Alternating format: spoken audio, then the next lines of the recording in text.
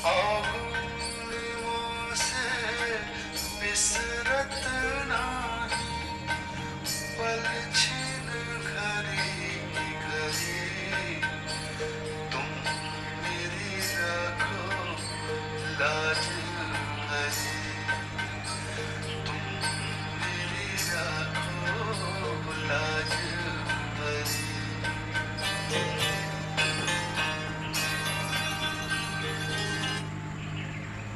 Good evening friends, चलिए शुरू करते हैं योग सूत्र।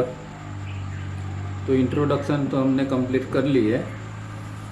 अब आज सूत्र बाय सूत्र जो है, एक एक सूत्र उसको देखते हैं, पढ़ते हैं। इससे पहले किसी ने एक सवाल पूछा था तो ले लेते हैं कि क्योंकि लास्ट टाइम हम जो बात कर रहे थे वो अद्वैत वेदांत की थी, और इसमें हमने देखा कि अद्वैत वेदांत तो सिर्फ जो क्रिएशन है, सृजन है, उसको ही मानता है। मतलब कि द्वैत जैसा कुछ है नहीं, अस्तित्व जैसा कुछ नहीं है, इस तरह अद्वैत वेदांत मानता है। और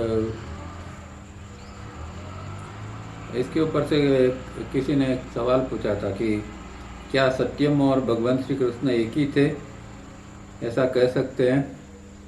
क्योंकि भगवान कृष्ण जो आए थे, क्योंकि हमारे शास्त्रों के अंदर खास करके पुराणों में भगवान कृष्ण को भगवान का रूप, परमात्मा का रूप बताया है, तो किसी को स्वाभाविक रूप से प्रश्न उठता है, क्योंकि हम सत्यम जो है, परम सत्यम, इसको ही हम परम तत्व मानते हैं।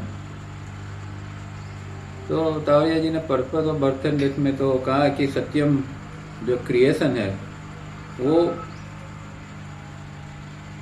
खुद अस्तित्व में आ नहीं सकता, क्योंकि सत्यम जो है वो परम सत्यम है, परम तत्व है, और वो ना कोई अवतार लेता है, ना कोई जन्म लेता है, ना इसकी उसके लिए कोई इसकी आवश्यकता है।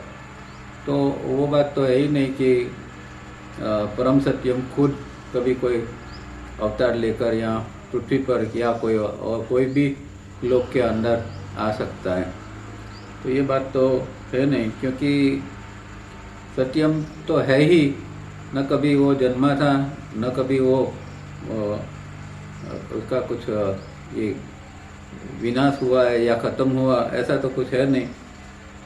पर आत्मा के अंश जो सत्यम का अंश जो आत्मा है, वो स्वेच्छा से अस्तित्व में आ सकता है। तो परम सत्यम खुद नहीं आ सकता, पर आत्मा तत्व है, वो हम जानते हैं कि उसने स्वेच्छा से बंधन को स्वीकार किया है, और वो ये अस्तित्व में तीनों लोक में आता है, और फिर वो मुक्ति का प्रयत्न करके फिर मुक्त हो जाता है। तो वो एक गेम है, प्ले है, और उसके लिए वो खुद बंधन में आता है। पर वहाँ तो अरबों, जनलोक के अंदर तो अरबों खरबों आत्मा होंगे, और वहाँ से कुछ यहाँ इन तीन लोगों के अंदर आते हैं और वो भ्रमण करते रहते हैं। पर तावड़िया जी ने बताया कि कुछ आत्मा ऐसे भी है कि जो ये गेम में एंटर नहीं होते, पर वो सृष्टि की रखवाली का काम करते हैं। वो सृष्टि में कहीं गड़बड़ ना हो, या गड़बड़ होती है तो उसको ठीक ठाक करने के लिए, या और कोई भी जो प्रश्न होते हैं, तो सृष्टि की देखभाल करने के, रखवाली करने के लिए कुछ इस तरह के आत्मा है। वो गेम में एंटर नहीं होते हैं, पर वो देखते रहते हैं कि ये सब सृष्टि का कामकाज ठीक तो चले। तो इस तरह का शायद क्योंकि कोई शास्त्रों में कोई स्टोरी में आता है कि कोई ऐसे भी महात्मा, कभी कभी कोई ऋषि मुनि इस तरह पृथ्वी पर आए थे कि जो इस तरह इवोल्यूशन की गेम में नहीं, पर डायरेक्टली कुछ जब ऐसी कहीं पर कटोकटी आई थी, तो वो लोग कोई रूप धारण करके आते थे और अपना काम निपटाते चले जाते थे। तो इस तरह मानना है तो हम श्री कृष्ण को कह सकते थे कि भाई कोई आत्मा इस तरह का वो इवोल्यूशन में से नहीं, पर डायरेक्ट आया होगा मनुष्य देह धारण करके, उसने जो काम करना था वो करके चला गया। अब सवाल ये है कि ये कभी कई बार कई सेम जो नेम होते हैं उसके भी लिए कुछ समझ में अंतर आ जाता है, क्योंकि तावरिया जी ने फिर ऐसा भी पर्पज में कहा है कि जो श्री कृष्ण जिसको हम कहते हैं वो तो एक आत्मा ही थे, और वो गेम में दाखिल हुए थे, वो फिर इन्वोल्यूशन में आए, फिर उत्क्रांति में इवोल्यूशन में गए और 7वें स्टेज तक वो पहुँचे थे स्वलोक के। तो तावरिया जी ने उनको एक आत्मा की तरह, हमारी तरह आकर फिर वो इतने एडवांस हो गए, और वो इतने एडवांस थे कि फिर आप कुछ भी कर सकते थे, तो वो इस तरह आए होंगे और उन्होंने काम किया था। तो ये दो बात है इसमें से, ये तावरिया जी ने कहा है वो तो सही है, पर कोई कृष्ण नाम का और कोई भी या कोई और ऐसा महापुरुष हो सकता है कि जो आत्मा रखवाली करने वाले हैं, उनमें से भी कोई डायरेक्ट आ सकता है, ऐसी भी संभावना है। तो इसको हम इस दोनों रूप से ले सकते हैं। अब purpose of birth and death की ओर जाते हैं। इंट्रोडक्शन हमने ख़त्म कर दिए, अभी हम पेज नंबर 228 के ऊपर से शुरू करेंगे, बुक 1 रीअरेंज। तो पहले हमने शुरुआत में देखा था कि तावरिया जी ने हर सूत्र के ऊपर एक्सपोजिशन दिया था, मतलब शुरुआत के अंदर जो इन जनरल सूत्र की डिटेल में नहीं गए थे, पर ये बुक 1 के अंदर जितने भी सूत्र है उसके बारे में, सबके बारे में एक कंटिन्यूअस उन्होंने एक्सपोजिशन दे दिया था, वो हमने सबसे पहले पढ़ा था। अब हर एक सूत्र लेते हैं और हर एक सूत्र में महर्षि पतंजलि क्या कहना चाहते हैं वो यहाँ ये बताने का प्रयत्न करते हैं। तो पेज नंबर 228 के ऊपर है, और साथ में हम थोड़ा संस्कृत भी देखते जाएंगे कि जो पेज नंबर 363 के ऊपर है, मतलब ओरिजिनल सूत्र जो है वो 363 के ऊपर है, और यहाँ जो है वो इसका एक्सप्लेनेशन 228 के ऊपर है। तो पहला सूत्र है वो संस्कृत में क्या है, अथातो योगानुशासनम। तो अथ योगानुशासनम या अथातो योगानुशासनम, ये योग सूत्र का सबसे पहला सूत्र है जो कि समाधि पाठ का है। जो पहला चैप्टर है बुक 1 वो समाधि पाठ है, उसका पहला ये है सूत्र। अब इसका इंग्लिश तावरिया जी क्या करते हैं, now we shall begin the revise instruction in the science of yoga. Revise instruction ये इम्पोर्टेंट बात है, मतलब कि जो ये यहाँ बात करना चाहते हैं महर्षि पतंजलि, तो वो रिवाइज इंस्ट्रक्शन की बात करते हैं, मतलब कि पहले कुछ हो चुका है और उसके बाद में अभी आगे क्या करना है वो बताना चाहते हैं। ऐसा नहीं है, ये यहाँ इसका मतलब ये हुआ कि ये योग सूत्र ऐसे लोगों के लिए नहीं है कि जो बिल्कुल प्रारंभ कर रहे हैं, जिन लोगों ने कुछ काम ऑलरेडी किया है और अभी आगे जो इनको इंस्ट्रक्शन की जरूर है, आगे के गाइडेंस की जरूर है, उनके लिए ये योग सूत्र बना है।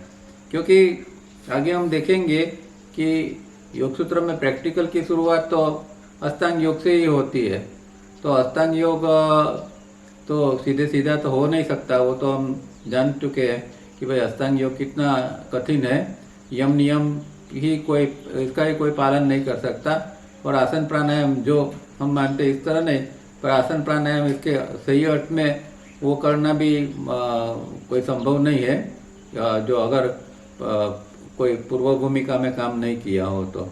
इसीलिए ये पहली बात तो ये क्लियर होनी चाहिए कि ये योग सूत्र जो है वो एक योग के मार्ग की एक मैन्युअल है कि जिसके अंदर ये बताया है कि योग के अंदर आगे क्या क्या हो सकता है।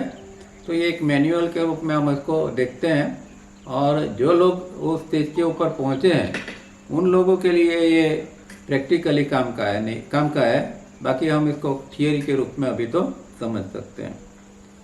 तो अथ योगानुशासनम का अर्थ ये है, अथ का होता है कि प्रारंभ करना, कि अभी हम प्रारंभ करते हैं कि एक अनुशासन, डिसिप्लिन या जो इंस्ट्रक्शंस है उसका, कि अभी गाइडेंस आगे क्या चाहिए, उसका हम अभी शुरुआत करते हैं। अब उसके डिटेल में क्या कहते हैं Tavariya ji. Now implies that having attained some preliminary knowledge and learning, the student is ready for deeper exposition of the sutras to begin as implied between the lines। तो यही बात है, जैसे हमने अभी बात की इस तरह कि प्रिलिमिनरी नॉलेज और उसने प्रिलिमिनरी जो काम है वो उसने कर लिया है अष्टांग योग के ऊपर जाने से पहले, मतलब योग सूत्र की शुरुआत करने से पहले, अष्टांग योग की प्रैक्टिस करने से पहले उसने और जो प्रैक्टिसेस है, क्योंकि उस समय वो ट्रेडिशन थी कि जिसके अंदर और प्रैक्टिसेस बताई जाती थी रियल अष्टांग योग शुरू करने से पहले, तो वो साधक ने कर ली है। अब उसको डीपर एक्सपोजिशन की ज़रूरत है और ज़्यादा गहराई से इसका स्पष्टीकरण की ज़रूरत है, तो वो यहाँ अब महर्षि बताते हैं। और दूसरी बात ये है कि बिटवीन द लाइन्स समझ में आनी चाहिए। बिटवीन द लाइन्स का मतलब क्या होता है कि सूत्र तो होता है 2-3 शब्द का, जैसे कि यहाँ देखा हमने अथ योगानुशासनम, खाली 3 शब्द है। अब 3 शब्द की गहराई क्या है, तो वो सिर्फ अगर ये हमारी बुद्धि इतनी खिली हुई है, इतनी प्रैक्टिस की है और बुद्धि इतनी खिली हुई है, तो ही फिर वो व्यक्ति उसको बिटवीन द लाइन से समझ सकता है। मतलब कि ब्रेन की कुछ सेल्स एक्टिव होने चाहिए और ब्रेन सेल्स जब काम करने शुरू करते हैं तो ये बिटवीन द लाइन्स समझ में आती है। तो इस तरह की बुद्धि का खिलना इसके लिए जरूरी है।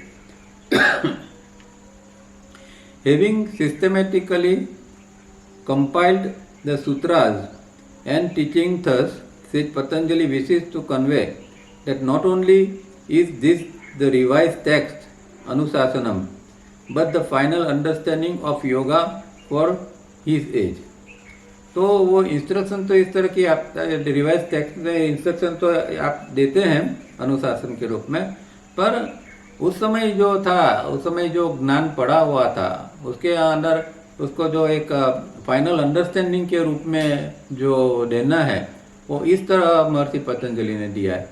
क्योंकि बात ये थी कि हमने पहले भी बात की थी कि ये सब जो योग सूत्र के अंदर 195 योग सूत्र है, तो सबके सब सूत्र महर्षि पतंजलि ने रचे नहीं है।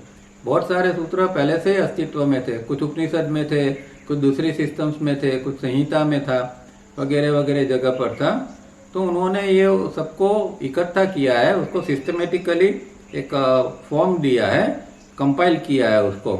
और उस समय का जो युग था उसके अंदर जो जिस तरह का जो बेस्ट होना चाहिए, उस तरह की साधना, उस तरह की साधक की मेंटालिटी, तो जो साधना का क्रम वगैरह उस तरह जो उस समय होना चाहिए वो महर्षि पतंजलि ने दिया था। तो योग सूत्र will thus be finalized and revised in each age like our modern age according to the context of the age to follow, because they are scientific, timeless and fathomless in depth। तो ये हर समय के अंदर, हर युग के अंदर उसको rearrange करने की ज़रूरत होती है। और हम जानते हैं कि तावरिया जी ने इसको रीअरेंज किया, क्योंकि अब मानो कि ये योग सूत्र 2000 साल पहले लिखा हुआ होगा, तो 2000 साल पहले की जो उस समय की जो भूमिका थी, उस समय का जो ज्ञान था वगैरह जो स्थिति थी, उसके अकॉर्डिंगली महर्षि पतंजलि ने ये सब लिखा हुआ था, बताया हुआ था। अब आज जो है साइंस इतना आगे बढ़ चुका है, हम साइंटिफिक स्टडी कर सकते हैं, हर चीज़ का साइंस के द्वारा भी समझने का प्रयत्न कर सकते हैं, और बहुत सारा ज्ञान आज दूसरी तरह भी अवेलेबल हुआ है। तो आज हम ये योग सूत्र को जरा दूसरे ढंग से भी हम समझ सकते हैं, और इसीलिए तावरिया जी ने रीअरेंज किए। और मेरे ख्याल से सिर्फ तावरिया जी ने ये रीअरेंज का काम किया है, और किसी ने इस तरह सूत्र को रीअरेंज, उसकी पुनर्गठन किया नहीं है, क्योंकि उनके पास ये एक अंडरस्टैंडिंग, एक समझ थी कि इस युग के अंदर किस तरह ये सूत्र क्रम में आने चाहिए, और इस तरह उन्होंने इसको रीअरेंज किया है अकॉर्डिंगली, अपने समय के मुताबिक। Being scientific in nature, yoga अभ्यास if practice diligently will give the same result in any part of the world. तो ये कहते हैं कि भाई ये योगा प्रैक्टिस है वो हमेशा साइंटिफिक होती है अगर इस तरह उसको करते हैं तो। और साइंटिफिक स्टडी इसको कहते हैं कि कहीं भी आप कर लो, उसकी जो अगर मेथड सेम है और कोई व्यक्ति दुनिया में कोई किसी कोने में उसको अप्लाई करता है तो उसको रिजल्ट सेम आना चाहिए। रिजल्ट सेम आता है तो ही उसको हम साइंटिफिक स्टडी कह सकते हैं। और योगा अभ्यास जो है, योग का ये जो प्रैक्टिस है वो ऐसी है कि जैसे कि रिफाइनिंग अब हम यहाँ करते हैं या फिर कोई अमेरिका में करे या कोई दूसरे देश में करे, सबको एक ही प्रकार का रिजल्ट मिलना चाहिए, क्योंकि वो इस तरह का साइंस है, इसलिए वो रिदम का साइंस है। और रिदम से जो होना चाहिए अंदर चेंजेस, तो वो सेम चेंजेस सबके अंदर आना चाहिए। हालांकि एक दूसरा इसमें एक पॉइंट होता है कि भाई हर व्यक्ति कितनी इंटेंसिटी, कितना इंटरेस्ट से करती है, उसके ऊपर थोड़ा फर्क पड़ जाता है रिजल्ट पर रिजल्ट सूनर और लेटर आना तो चाहिए सेम टाइप का। In keeping with the evolutionary progress of humanity and as the higher brain centers open in case of the common man, progressively higher aspect of life and so of Yoga Sutra are to be given in a revised manner from time to time. तो ये जो एक evolutionary जो progress हो रहा है उसको ध्यान में रख के अगर हम कहें तो जो मानव जाति की उत्क्रांति हुई है उसके साथ में सुसंगत हो इस तरह का, तथा हायर जो ब्रेन सेंटर्स है, मतलब कि जो दिमाग के उत्तर केंद्रों जो है वो जीवन के उत्तर आयामों को खोलते हैं। तो जितने हमारे अंदर की ब्रेन सेल्स एक्टिव होते हैं और वो ब्रेन के सेंटर्स एक्टिव हो जाते हैं, क्योंकि तावरिया जी ने वो भी बताया है कि ब्रेन के अंदर कितने सेंटर्स है, मेजर सेंटर्स, माइनर सेंटर्स वगैरह, ये सब योग सूत्र के अंदर है। तो प्रैक्टिस जैसे जैसे करते जाते हैं इवोल्यूशन होने के कारण, तो उसके कारण कुछ प्रकार के ये केंद्र खुल जाते हैं और केंद्र खुलने के बाद में जो एक अंडरस्टैंडिंग आती है उसके ऊपर टाइम टू टाइम ये पुनर्गठन किया जाता है। तो जैसे कि तावरिया जी ने ये किया कि भाई उन्होंने अपनी जो अंडरस्टैंडिंग थी, उनके जो ब्रेन के सेल्स ने हायर लेवल के ऊपर जो कुछ झेला था, लिया था प्रकृति से, वो उन्होंने फिर हमें दिया है ये पुनर्गठित करके। यहाँ एक और बात भी मैं खास कहना चाहता हूँ, खास करके ये योग सूत्र और तावरिया जी के बारे में, कि कहते कि ये योग सूत्र तावरिया जी ने अपनी बुद्धि से नहीं लिखा है, और सारे लोग जो ग्रुप में हैं वो लोग क्या ये मानते हैं, और जो इनके करीब थे उनसे जो तावरिया जी से बात हुई होगी, तो कहने का मतलब ये है कि जैसे हम जब हमने ब्रेन सेल्स, ब्रेन के जो चार्ट्स है उसका अभ्यास किया था, तब हमने देखा था कि भाई जब योगी 3B के स्टेज के ऊपर पहुंचता है तो वो सीधा चित्ती शक्ति के संपर्क में आता है और उसको जो ज्ञान चाहिए वो ज्ञान वो पा सकता है। तो बहुत सारा जो ये योग सूत्र में तावरिया जी ने जो लिखा हुआ है वो कोई अपनी बुद्धि से नहीं लिया है, पर फर्स्ट हैंड नॉलेज जो है वो प्रकृति या चित्ती शक्ति का है, क्योंकि चित्ती शक्ति जो है वो सर्वज्ञ है, जिसके पास सब प्रकार का ज्ञान है। उसी शक्ति के अंदर ये योग सूत्र का क्या ज्ञान पड़ा है वो तावरिया जी ने 3B के स्टेज के अंदर ये लिया था और इस तरह उन्होंने रीअरेंज किया है।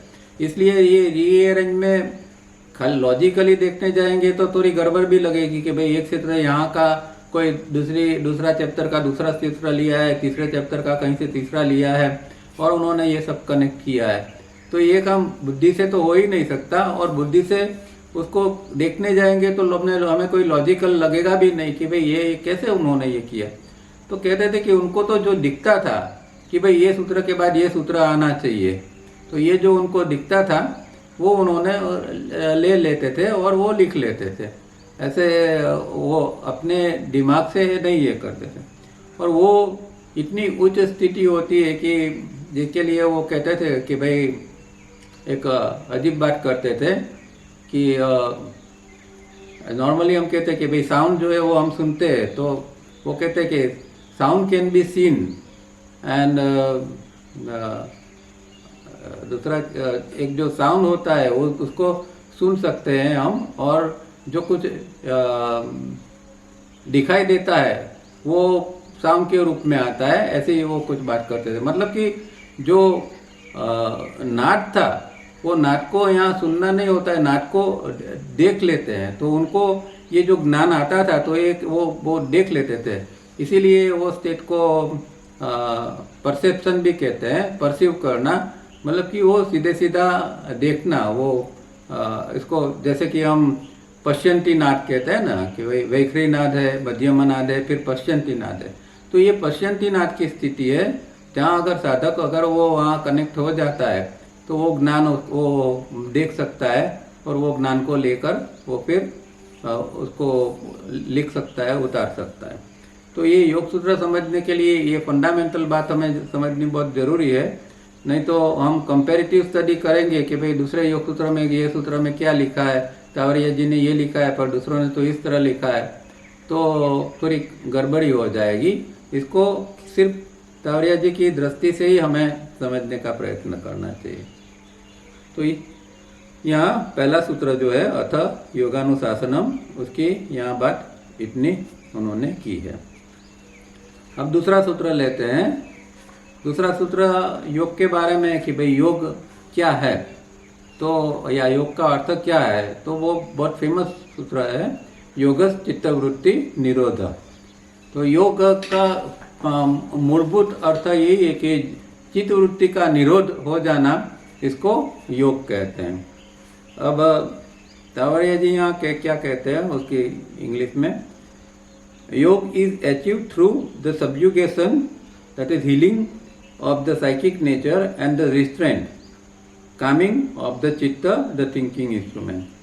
तो ये यहाँ योग किसको कहते हैं कि जिसके अंदर दो चीज घटित होनी चाहिए, एक तो healing of the psychic nature. अब साइकिक नेचर क्या है वो हम जानते हैं कि जो कुछ इमोशन जो है, इमोशन जो हमारे हैं वो लोअर टाइप के इमोशन जब इकट्ठे हो जाते हैं, तो क्योंकि बार बार जो चीज़ हम करते रहते हैं, रिपीट करते रहते हैं, तो उससे उसका एक फॉर्म बन जाता है, उसकी एक पैटर्न बन जाती है, और वो जब इकट्ठा होते हैं तो उस तरह एक स्ट्रक्चर बन जाता है। तो ये एक साइकिक नेचर एक स्ट्रक्चर बन गया है हमारे अंदर, और वो इमोशंस बेस्ड है, और वो इमोशन ज़्यादातर तो लोअर टाइप के इमोशंस है। और क्योंकि हम उत्क्रांति करके आए हैं तो पहले जो हमने जो अनुभव लिए हैं उसके अंदर ये नेगेटिव टाइप के बहुत सारे अनुभव भी हमने लिए हैं, और वो सब नेगेटिव इमोशंस के रूप में या लोअर इमोशंस के रूप में हमारे अंदर इकट्ठे हो जाते हैं, उसको साइकिक नेचर कहते हैं। तो उसको हील करना है। अब इसका मतलब क्या हुआ कि साइकिक नेचर जो है वो इतना डिस्टर्ब है हमारे अंदर, हमारे इमोशंस इतने डिस्टर्ब है, इमोशंस जो है वो जिसको बैलेंस का है इस तरह के इमोशंस नहीं है, और हायर इमोशंस तो है ही नहीं, तो वो अभी इतना अंदर एक घाव जैसे ये हमारे इमोशंस हो गए हैं, और उसको ये हील करना है। उसको जैसे कोई घाव होता है तो उसको हम मलम पट्टी करके किस तरह उसको ये करते हैं, इस तरह ये हमारा साइकिक नेचर है, उसको हमें हील करना है, और वो योग की प्रैक्टिस से ये हो सकता है।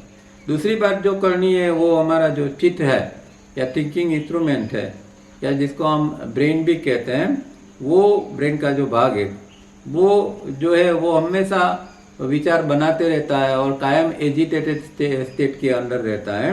विचार हमेशा निरंतर बनते रहते हैं, तो उसको शांत करना भी जरूरी है, क्योंकि अगर अंदर जाना है, अंदर की चीज़ों को और डेवलप करना है, तो इसके लिए ये जरूरी है कि चित्त हमारा शांत हो।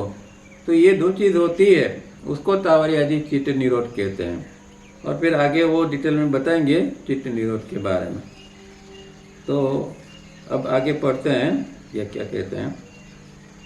A human being unlike any other life form is a complex structure, but one which allows for change of texture and structure. तो एक पूरी सृष्टि के अंदर ह्यूमन बीइंग जो व्यक्ति है, जो हमारी मनुष्य जाति है, वही एक ऐसी है। दूसरे प्राणियों दूसरों में ऐसा नहीं है, पर हमारे अंदर एक ऐसा है कि हमारा जो स्ट्रक्चर जो है, हमारा ढांचा है, जो एक जटिल ढांचा है, वो टाइम टू टाइम उसके अंदर हम चेंज हम ला सकते हैं। वो उसके लिए एक अवकाश होता है कि स्ट्रक्चर को हम बदल सकते हैं। तो वही तो पर्पस है योग का, कि भाई ये जो हमारा स्ट्रक्चर पुराना है, जो सब कूड़ा कचरा इकट्ठा करके रखा है हमने, इसको हम टाइम टू टाइम प्रैक्टिस करते करते उसको चेंज करते जाए और इसको अपलिफ्ट करते जाए। ये तो योग का एक पर्पस है। द आउटर और psychic cellular man has a physical body brain system. The inner or astral molecular man has an astral body manas system. The outer man has various nerve systems and the inner man has various systems of nadis. The former breathes air and the latter intakes prana, normally of 5th grade, unless conscious development takes place. अब हम जानते हैं कि हमारे अंदर प्रमुख रूप में 2 बॉडी ब्रेन सिस्टम काम करती हैं।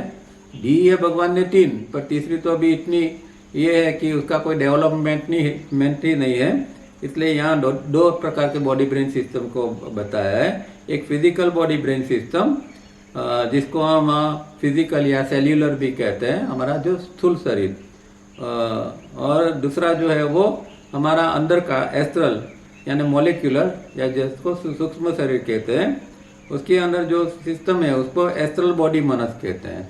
तो फिजिकल बॉडी के साथ ब्रेन काम करता है, एस्ट्रल बॉडी के साथ में अंदर का एक मनस, जो एक मन का हिस्सा है, वो काम करता है। तो ये दोनों जो काम करते हैं, तो इस तरह दोनों काम करते हैं तो कोई भी चीज़ का रिजल्ट आता है। मतलब हम विचार करते हैं तो ब्रेन और मनस दोनों का उपयोग करते हैं, तब विचार बनते हैं। तो ये दोनों को हमें ये करना है, और दोनों की जो रिक्वायरमेंट है वो भी अलग है। जैसे फिजिकल बॉडी जो है वो हवा से चलता है, एयर या श्वास जिसको हम कहते हैं, कि श्वास हम लेते हैं और हवा के जो घटक है उससे फिजिकल बॉडी चलता है। पर एस्ट्रल बॉडी जो है उसको प्राण की जरूरत पड़ती है, और वो प्राण जो है वो 5th ग्रेड का होना चाहिए। और फिजिकल बॉडी के अंदर हम जानते हैं कि पूरी नर्वस सिस्टम जुड़ी हुई है, नर्वस सिस्टम सब है, और नर्वस सिस्टम के साथ में कामकाज किया जाता है। जबकि हमारा एस्ट्रल बॉडी है उसके अंदर नाड़ी है, ईडा पिंगला सुषुम्ना वगैरह जो नाड़ी है वो हम उससे द्वारा हमारा एस्ट्रल बॉडी काम करता है। तो ये 2 बॉडी है और दोनों के अलग प्रकार की जिसको हम कहते हैं कि एनाटॉमी दोनों की अलग प्रकार की होती है।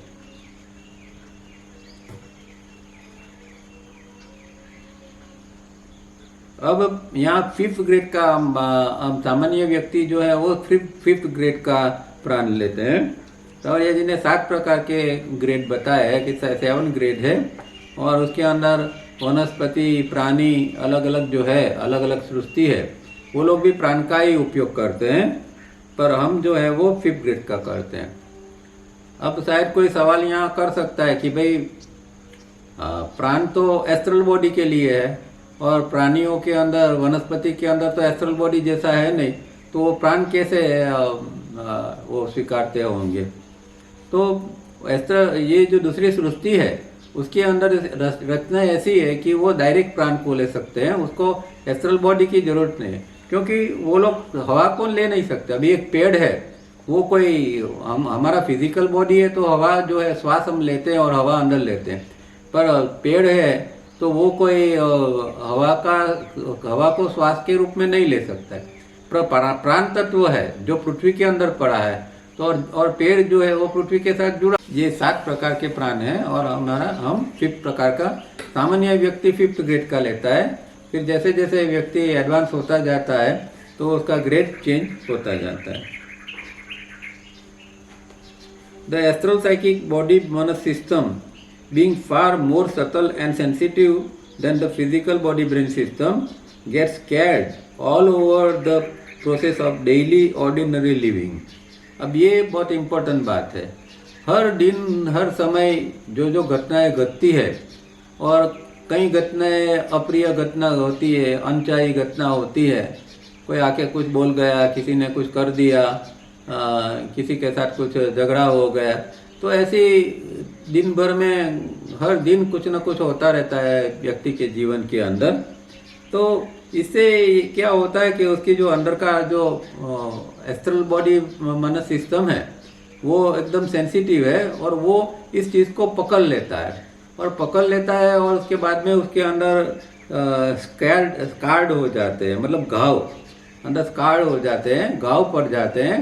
जैसे ऊपर हमने कहा ना कि भाई ये साइकिक नेचर जो है उसको हील करना है क्योंकि उसके अंदर इस प्रकार के घाव पड़ गए हैं। तो ये हमारा एस्ट्रल बॉडी के लिए, क्योंकि एस्ट्रल बॉडी इतना सेंसिटिव है और दूसरी चीज़ जो है हमारे अंदर सहिष्णुता नहीं है, टॉलरेंस नहीं है, तो कुछ भी होता है अनचाहा तो तुरंत वो सेंसिटिव बॉडी माइंड पकड़ लेता है और उसको पकड़ के रखता है, उसके अंदर दिमाग में घुस जाता है ये चीज़ कि ये व्यक्ति ने मुझे ऐसा किया था, अन्याय किया था, मेरे साथ धोखा किया था वगैरह वगैरह। और इस तरह से उसके अंदर स्कार्स बहुत प्रकार के बहुत सारे इकट्ठे हो जाते हैं। तो ये हमारे अंदर नॉर्मल लाइफ के अंदर हमेशा रोज ये होता है। अब जो व्यक्ति कोई साधना नहीं करता है और ये इकट्ठे करते ही जाता है इस तरह के घाव, तो फिर क्या होगा, एक दिन ये इतना सारा बिगड़ जाता है कि फिर वो कुछ सहन ही नहीं कर सकता है। छोटी छोटी बातों के अंदर भी उसको बुरा लग जाता है और वो फिर रुठ जाता है, बहुत सारे प्रॉब्लम्स होते हैं और हर व्यक्ति के अंदर ये सारी चीज़ें हम देखते हैं। अगर कोई प्रैक्टिस करता है और रोजाना थोड़ा थोड़ा इसको साफ करते रहता है तो ये एक दिन इसका हीलिंग हो सकता है।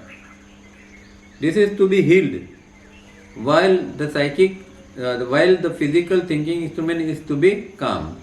तो ये दो चीज़ करनी है, ये योग अचीव करना है तो उसके लिए ये दो चीज़ करनी पड़ेगी कि जो हमारे अंदर घाव रोजाना उत्पन्न होते जाते हैं उसको रोजाना ही उसका उपाय कर लेना है। सब इतना कचरा इकट्ठा होता है और फिर हम कुछ करने जाते हैं तो दिक्कत होती है। रोज का रोज हिसाब कर लो, रात को सोते समय देख लो कि आज क्या क्या हुआ। अगर किसी से कुछ झगड़ा हुआ, किसी के साथ कुछ हुआ तो उसकी असर हमारे चित्त के ऊपर क्या पड़ी है, हमारा चित्त कितना इसके अंदर स्कार आ गए हैं। तो इसका एक ऑब्जर्वेशन रात को सोते समय का कर लेना चाहिए और हो सके तो उसको वो हील करने का वही प्रयत्न कर लेना चाहिए। जिस व्यक्ति से कुछ गड़बड़ी हुई है उसकी मन के अंदर ही माफ़ी मांग लो, उसको माफ़ कर दो और हो सके इतना बैलेंस करने का प्रयत्न करो। तो रोजाना ये करते जाएंगे तो फिर वो ज़्यादा कचरा इकट्ठा नहीं होगा, वो घाव जो है वो बड़ा नहीं होता जाएगा। और दूसरी बात हमें करनी है थिंकिंग इंस्ट्रूमेंट को शांत करने के लिए। तो उसके लिए तो तावड़िया जी ने 3 स्टेप ब्रीदिंग सबसे बेस्ट चीज़ दी हुई है। अगर रेगुलर हम करते जाएंगे तो थिंकिंग इंस्ट्रूमेंट जो है वो हमारा शांत होता जाएगा। Neither healing of the psychic nature nor the calming of the thinking instrument is possible directly by use of will power। तो इसमें कोई विल पावर चलाने की जरूरत नहीं है कि भाई मेरे घाव सब वो हील हो जाओ या मेरा मन शांत हो जाओ। जैसे लोग सुबह सुबह में बोलते हैं आज मैं पॉजिटिव थिंकिंग ही करूँगा, आज मेरा मन शांत रहेगा, पर कुछ होता नहीं है। क्योंकि जैसे घटना घटित होती है तो हमारी जो मेमोरी पैटर्न है वो वही टाइप की काम करती है। तो रोजाना जिस तरह रिएक्ट करता है उसी तरह वो मेमोरी पैटर्न बाहर आ जाएगी, हम रिएक्ट करेंगे। सुबह में कुछ भी कर लिया, बोल दिया पॉजिटिव रहने के लिए, इससे नहीं होता है, उसकी प्रैक्टिस करनी पड़ती है। वो पैटर्न जो है उसको घिस के फेंक देना पड़ता है, उसको निकाल देना पड़ता है, तब फिर अंदर एक पॉजिटिविटी अपने आप में घटित होती है। ऐसा कोई बोलने से या कोई चैंटिंग करने से व्यक्ति के अंदर इस तरह चेंज नहीं आता है। इसका कारण है कि ये सब सारी चीज़ें हम कॉन्शियस ब्रेन से करते हैं और जो कॉन्शियस ब्रेन से करते हैं उसका प्रभाव सबकॉन्शियस के ऊपर नहीं पड़ता है। और सारी गड़बड़ी जो है वो हमारे सबकॉन्शियस के अंदर पड़ी है। तो कॉन्शियस ब्रेन से जो हम करते हैं उसका कोई परिणाम नहीं आता है, और इसलिए 3 स्टेप को भी हमें अल्टीमेटली सबकॉन्शियस तक ले जाना पड़ता है कि सबकॉन्शियस तक 3 स्टेप गया और उसने ये जो पैटर्न्स है, वृत्ति है वगैरह को बदल दिया, तो फिर आदमी बदल जाता है, उसका स्वभाव बदल जाता है। तो इस तरह काम करना चाहिए, नहीं कि कॉन्शियस लेवल पर ऊपर से। और विल पावर तो कुछ काम ही नहीं करता है। It is brought about at first by controlling breathing, making it rhythmic, then establishing it to the rhythm of the 3-step rhythmic breathing, 3SRB, and replacing our present wrong breathing by correct 3SRB for all 24 hours, and then coordinating 3SRB with prana intake as shown in the practices. तो उसके लिए systematically काम करना है। जो ये 2 चीज़ करनी है, साइकिक नेचर को हील करना है और थिंकिंग इंस्ट्रूमेंट को शांत करना है, तो हमें साइंटिफिक वे से काम करना पड़ेगा। और पहला काम हम हमारा ब्रीदिंग से शुरू कर सकते हैं, क्योंकि हम जानते हैं कि श्वास और मन जो है, श्वास और चित्त है, वो एक दूसरे के साथ जुड़े हुए हैं और दोनों का एक दूसरे के ऊपर बड़ा प्रभाव पड़ता है। जब चित्त डिस्टर्ब होता है तो श्वास भी डिस्टर्ब हो जाता है, और जब श्वास डिस्टर्ब होता है तो चित्त डिस्टर्ब होता है। तो श्वास के द्वारा हम मन को सुधारने का काम कर सकते हैं। तो पहला काम हमें श्वास को कंट्रोल करना है, उसको नियमन में लाना है, फिर उसको रिदमिक बनाना है, एक श्वास रिदम में आ जाए, और फिर हमें 3 स्टेप की रिदम को इंट्रोड्यूस करना है उसके अंदर, और 3 स्टेप की रिदम के द्वारा उसको जो हमारा गलत श्वास है उसको रिप्लेस करके ये रिदमिक ब्रीदिंग 24 घंटे हमें चलाना चाहिए। और फिर लास्ट में हमें प्राण और श्वास का जो है वो इसको कोऑर्डिनेट करना है या इसको सिंक्रोनाइज करना है। जब प्राण और श्वास सिंक्रोनाइज हो जाएगा तो फिजिकल एस्ट्रल दोनों एक दूसरे के ऊपर अच्छा प्रभाव डालेंगे और हीलिंग की जो प्रोसेस है वो बहुत अच्छी तरह हो पाएगी। तो इस तरह हमें ये प्रैक्टिस साइंटिफिक रूप में करनी चाहिए। Here mind and brain are to be properly understood. The brain, like any other part of the body, is an organ and is called the thinking instrument. Its function, thinking, is both conscious and unconscious, more often unconscious. Mind is infinite mind or cosmic mind. The Shastras call this cosmic mind Chitti and also Maya, for its working are all shadows of Maya. अब जो ये fundamental बात है system के अंदर जो है वो हमें खास समझनी है कि मन और ब्रेन दोनों अलग है, पर गड़बड़ी ये है कि जो ब्रेन का कामकाज है उसको ही हम मन मान लेते हैं और शब्द भी हम इस तरह के यूज करते हैं जो वो आगे बताते हैं इस तरह कि माइंड जो है वो एक अलग चीज़ है। तो यहाँ जो ब्रेन जो है वो एक सिर्फ ऑर्गन है, एक अंग है हमारा, जैसे दूसरा है हार्ट है, लीवर है, इस तरह का ब्रेन जो है वो एक ऑर्गन है और उसको वो विचार करने का काम करते हैं, इसलिए उसको थिंकिंग इंस्ट्रूमेंट भी कहते हैं हम। पर उसका वो 2 रूप से थिंकिंग करते हैं, एक कॉन्शियसली थिंकिंग होता है, दूसरा अनकॉन्शियस थिंकिंग होता है। अनकॉन्शियस मतलब कि जो हमारे अंदर एक मैकेनिकल थिंकिंग चालू रहता है तो वो अनकॉन्शियस, ज़्यादातर समय तो अनकॉन्शियस ही होता है थिंकिंग, क्योंकि मैकेनिकल हम जैसे कि डे ड्रीमिंग चल रहा है तो डे ड्रीमिंग है वो अनकॉन्शियस है या मैकेनिकल है, और कॉन्शियस थिंकिंग तो हम बहुत कम करते हैं। जब हमें सच में सोचने की ज़रूरत पड़ती है या कोई चीज़ सामने आ जाती है और उसके ऊपर किसी से हमें कॉन्शियसली बात करनी है, तो ऐसी जब चीज़ें होती है तभी हम कॉन्शियस थिंकिंग करते हैं। नॉर्मली हमारा अनकॉन्शियस या मैकेनिकल थिंकिंग ही रहता है। तो ये ब्रेन है। और दूसरी बात जो है वो माइंड। तो माइंड क्या है कि जो सृष्टि का जो माइंड है, मतलब कि जो सृष्टि के अंदर जो मन है जिसको कॉस्मिक माइंड कहते हैं, सृष्टि का माइंड मन, और शास्त्र उसको चित्ती कहते हैं। तो वो कॉस्मिक माइंड जो चित्ती है, वो चित्ती जो है या कॉस्मिक माइंड है वो हमारे अंदर जब आता है तब वो हमारा इंडिविजुअल माइंड बनता है। तो इंडिविजुअल माइंड और ब्रेन दोनों चीज़ बिल्कुल अलग है। और ये कॉस्मिक माइंड है, उसके उसके अंदर एक और एक चीज़, उसका वर्किंग चीज़ ये है कि वो एक माया का क्रिएटिव प्रेशर बनाता है।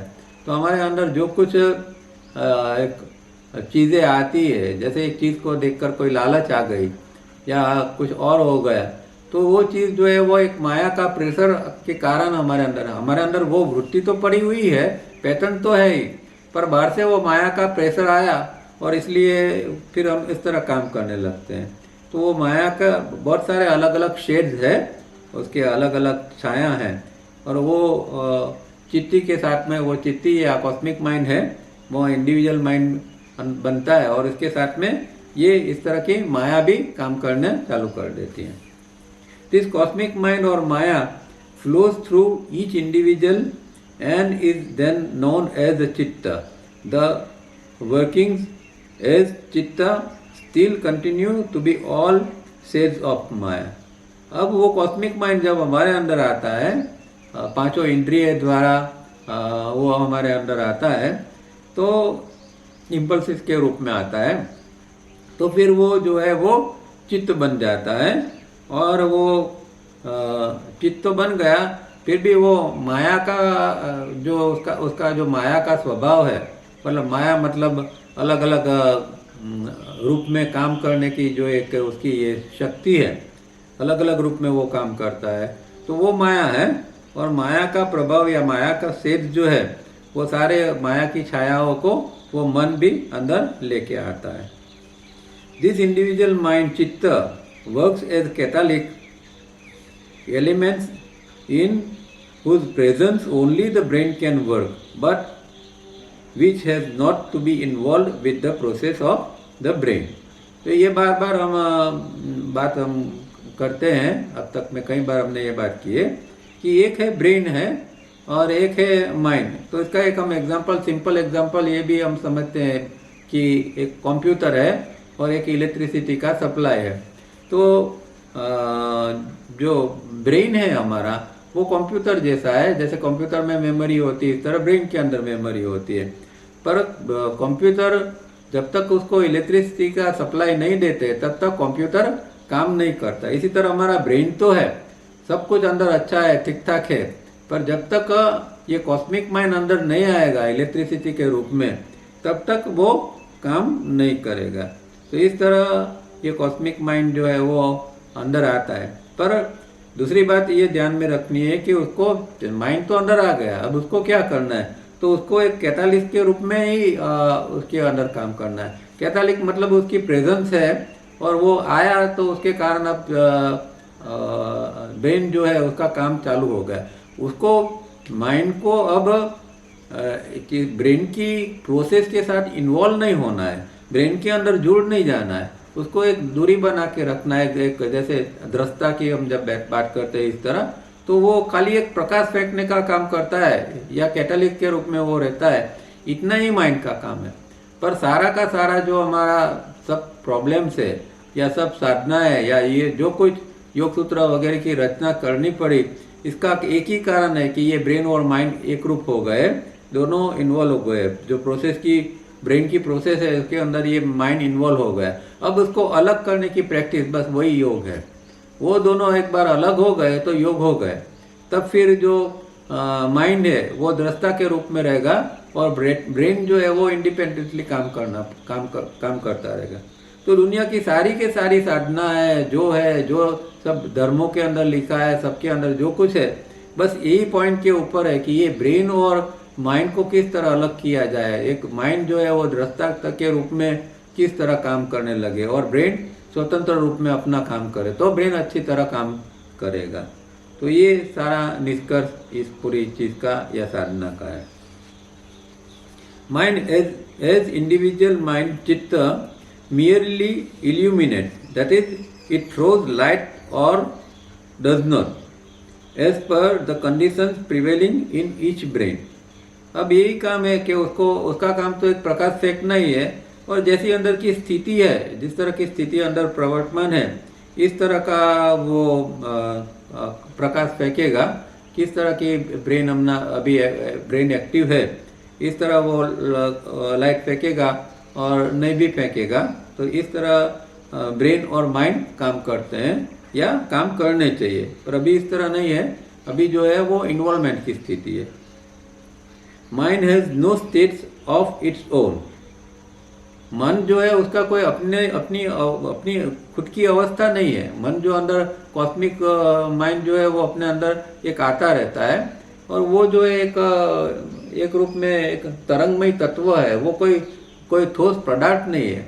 अब जब हम माइंड या चित्त शब्द बोलते हैं तो कभी ऐसा लगता है कि जैसे कि वो कोई अंदर कोई चीज है या एक अंदर एक ऐसा तत्व है कि जो निरंतर है और काम करता है। वो निरंतर कोई ठोस रूप में नहीं है।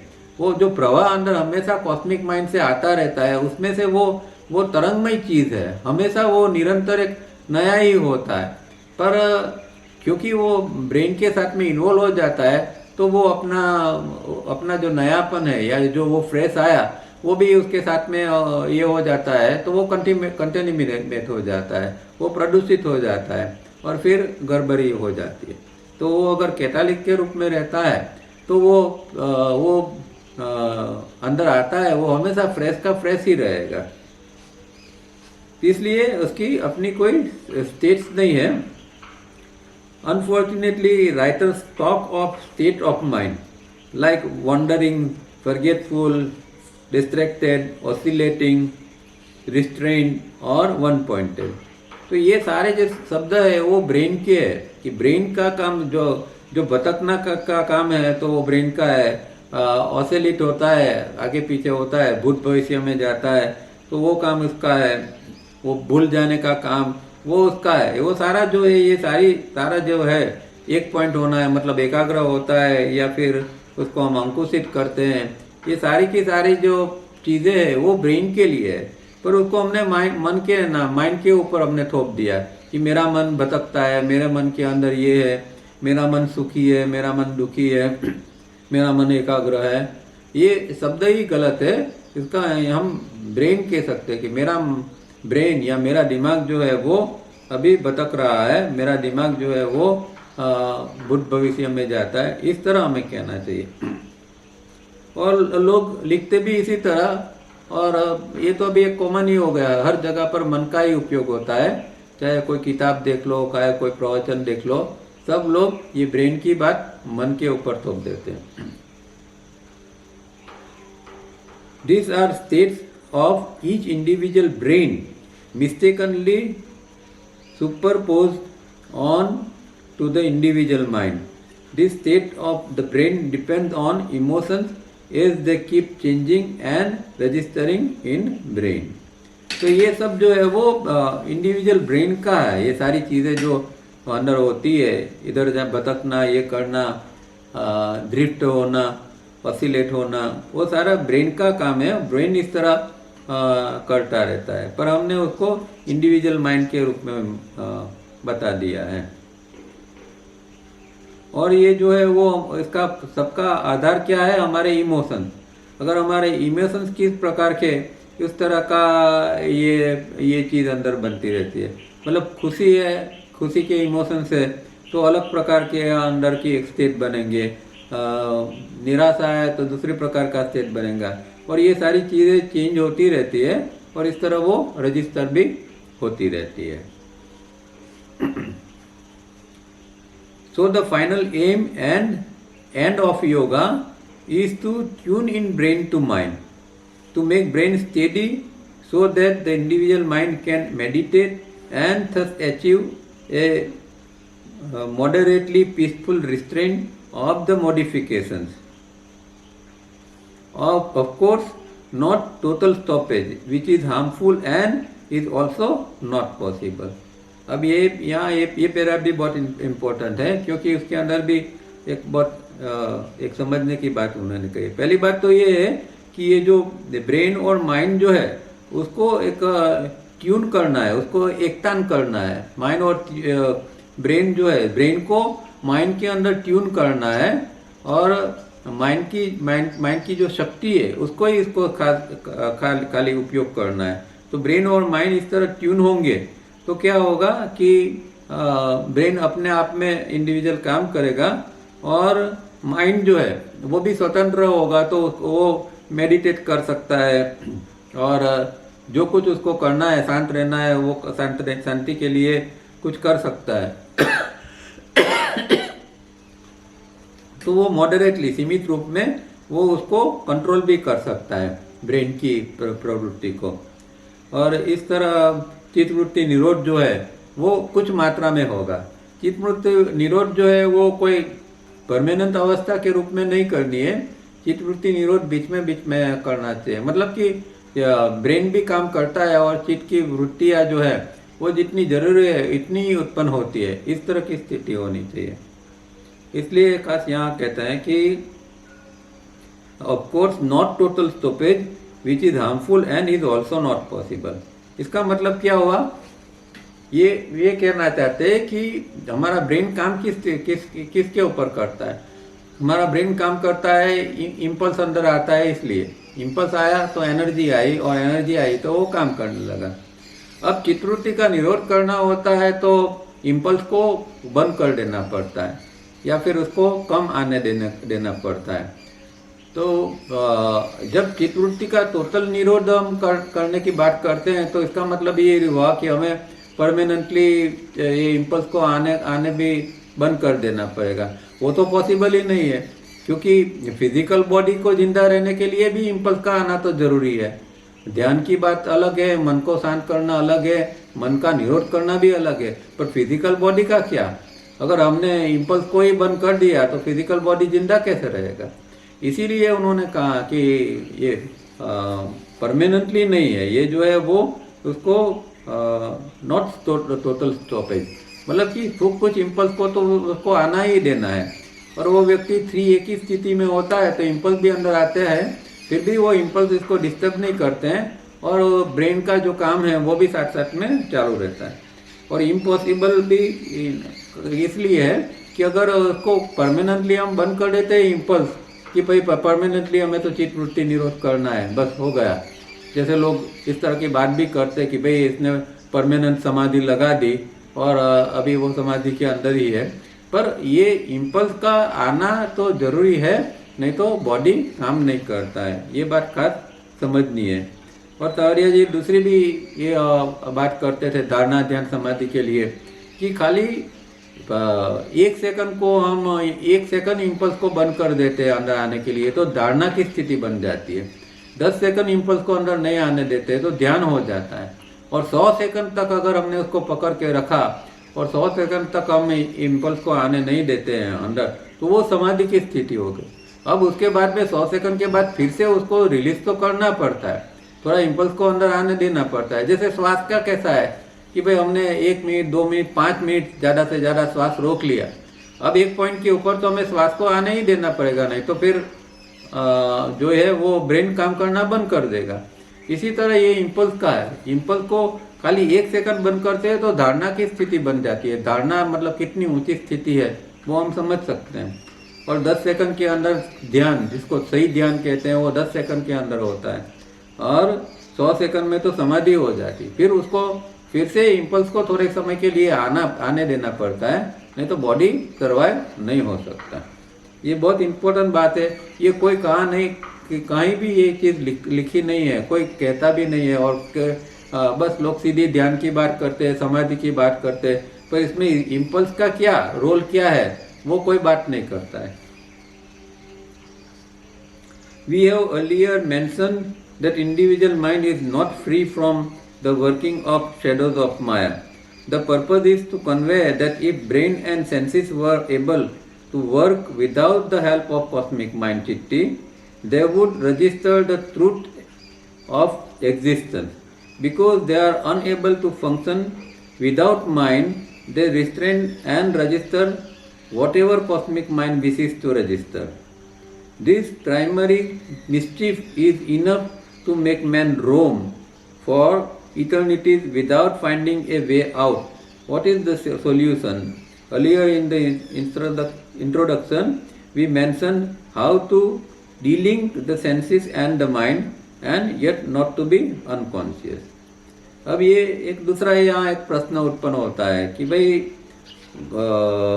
ये जो इसको ये जो अंदर कॉस्मिक माइंड आता है, हमारे अंदर जो माइंड आता है, चित्ती आती है, और उसके कारण ही हम हमारा ब्रेन और इंद्रिया वगैरह जो काम करते हैं।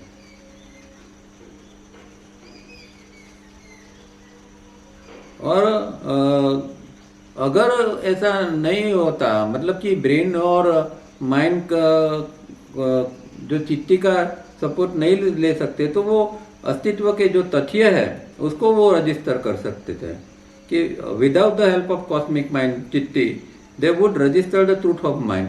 तो जो ब्रेन और सेंसेस है, अगर कॉस्मिक माइंड का सपोर्ट नहीं लेते हैं तो वो अस्तित्व के तथ्य क्या है उसको वो ब्रेन अपना फोरहेड है जहाँ रजिस्ट्रेशन होता है आईएसएम के अंदर पर, वहाँ ये रजिस्ट्रेशन हो सकता था। पर ये प्रॉब्लम ये है कि ब्रेन और सेंसेस विदाउट कॉस्मिक माइंड का सपोर्ट लिए बिना ये तो हो ही नहीं सकता। तो फिर ये गड़बड़ी यहाँ ये हो गई कि भाई एक और तो ये अस्तित्व के तथ्य क्या है वो भी हमें जानना है, और दूसरी ओर ये है कि भाई इसकी ये इसका सपोर्ट भी लेना है। तो सपोर्ट लेना है तो फिर ये अस्तित्व के तथ्य को इस तरह हम जान नहीं पाएंगे। ये गड़बड़ी एक चीप मिस्टेक के रूप में हर जगह हमारे युगों से ये ह्यूमन बीइंग के साथ में चली आ रही है, और उसका कुछ सॉल्यूशन ऐसे दिखता नहीं है। पर हमारे अंदर योग के अंदर है, और योग के अंदर जब एक स्थिति बनती है जिसको उन्होंने कहा कि how to dealing the senses and the mind and yet not to be unconscious, अगर ये स्थिति हम बनाते हैं तो ये इसका सॉल्यूशन मिल जाता है कि वहाँ इस स्थिति के अंदर हम कॉस्मिक माइंड का उपयोग भी नहीं करते, ब्रेन और सेंसेस कॉस्मिक माइंड का माइंड उपयोग नहीं करते हैं, और जो ट्रूथ है उसको रजिस्टर कर सकते हैं।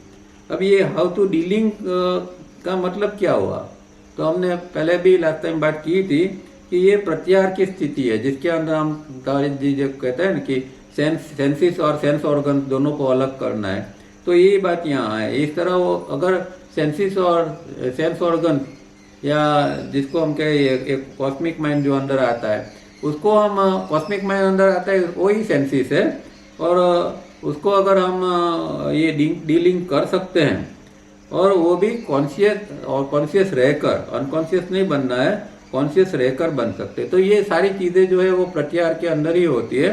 प्रत्याहार की स्थिति के अंदर व्यक्ति ये डीलिंग कर सकता है, और जब डीलिंग कर सकता है तब ये स्थिति ऊपर की बन सकती है कि वो उस स्थिति के अंदर एग्जिस्टेंस के जो ट्रूथ है उसको भी वो रजिस्टर कर सकता है, उसका भी वो अनुभव ले सकता है। तो एक नॉर्मल व्यक्ति के लिए तो ये प्रॉब्लम है, पर योग का अंदर सॉल्यूशन है। अगर प्रत्याहार की स्थिति तक जाते हैं तो फिर ये हम ये कर सकते हैं, अस्तित्व का तथ्यों का भी अनुभव कर सकते हैं और ब्रेन अपना काम भी कर सकता है। तो ये बात यहाँ उन्होंने दूसरे सूत्र के रूप में ये बताई है। तो ये एक बिल्कुल देखो, एक चित्त वृत्ति निरोध की कोई भी किताब में आप पढ़ लेना, उसका जो एक्सप्लेनेशन ये होगा उसके अंदर, और ये एक ही पेज के अंदर उन्होंने कितनी सारी अलग अलग बातें बताई है कि भाई चित्तवृत्ति निरोध क्या चीज़ है, और एकदम अलग चीज़ यहाँ उन्होंने बताई है। और ये चित्तवृत्ति निरोध परमानेंट भी नहीं है, ये सारी चीज़ें उन्होंने बताई है।